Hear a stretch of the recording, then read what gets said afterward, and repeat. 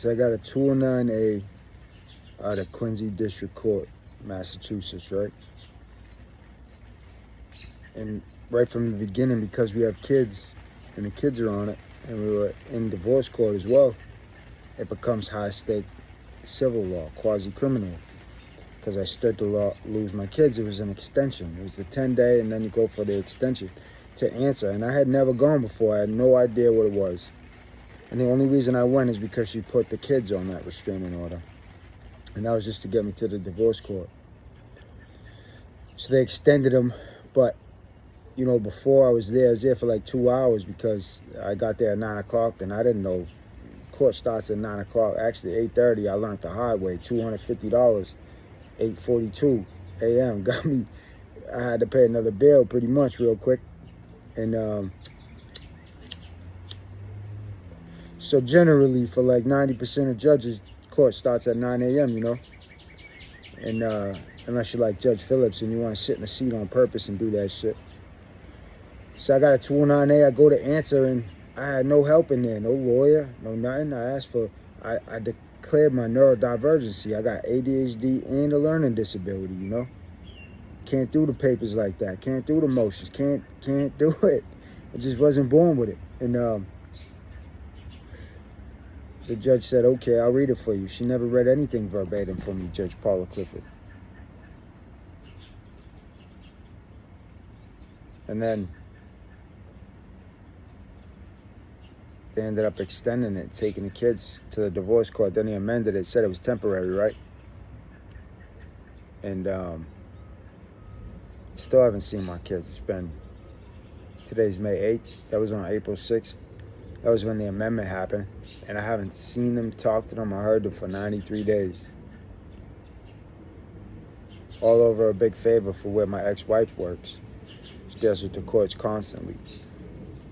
So they did her a favor in one way or another by sticking my kids on that extension and bringing them to the probate court, because I told that judge, the probate court judge, Judge Lee Peterson, that I wasn't going. And I wasn't here to answer for a divorce. I told the 209A, I'm not here to answer for a 209A. I'm here to answer for a piece of paper that says I'm dangerous to children. And not only that, my children.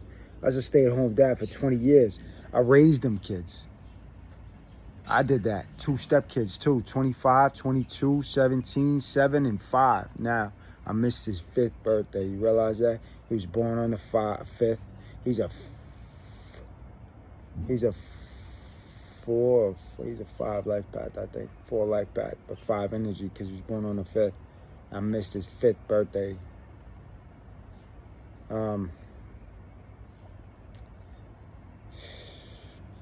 And they still haven't let me see them. They violated my due process by not letting me cross-examine, present witnesses, present evidence, present anything. Anytime I was talking, I was led and then cut off. And the judge knew I didn't have a lawyer. I appealed it and missed the deadline because the clerks are gatekeeping me at Quincy District Court and Canton Family Probate Court. I still don't even have actual knowledge of the amended order. My ex-wife wore a sticker of the man she was fucking before I even found out anything at all, ever, before I even left or knew my marriage was in trouble, nothing. And she wore that sticker and then took it off like it was a tattoo. Destroyed my fucking, my paying attention, you know what I mean? I lost, you know, there was a glitch in the matrix that day. At that time, at that point in time, there was a lapse, you know what I'm saying? There was a slight pause in everything. And and I've been to court a lot, you know what I mean? And it's a scary time when I go. This was civil. It was like, but anyway. So anybody else go through a 209A in Quincy, dealt with their kids getting taken away in Canton Family Probate, and the best interest of their children, not really the best interest, you know? I was a stay-at-home dad for 20 years, a primary caregiver. I'm a felon, a regular felon. I don't hurt women, children, or old people. I did my time and came home and became a stay-at-home father, you know what I'm saying? A family, that's the usually the second chance, that of the military, right? Well, I did that, you know? And I'm proud of that. It's the hardest job in the fucking world. And because I'm a man, I'm going through it. I just got DTA. I just got a little cash assistance, a little $200 a month, you know what I mean? Something. But the idea is that if I was my wife in this situation, I'd have housing, I'd have everything. And then I got places like the MDDC and Jennifer Avery Bertrand, second in command there. From Boston, they moved to Quincy, and guess what?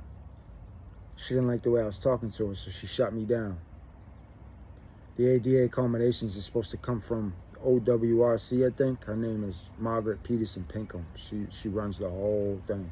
And Kathleen Corbett in Boston. She's the trial court ADA for trial courts.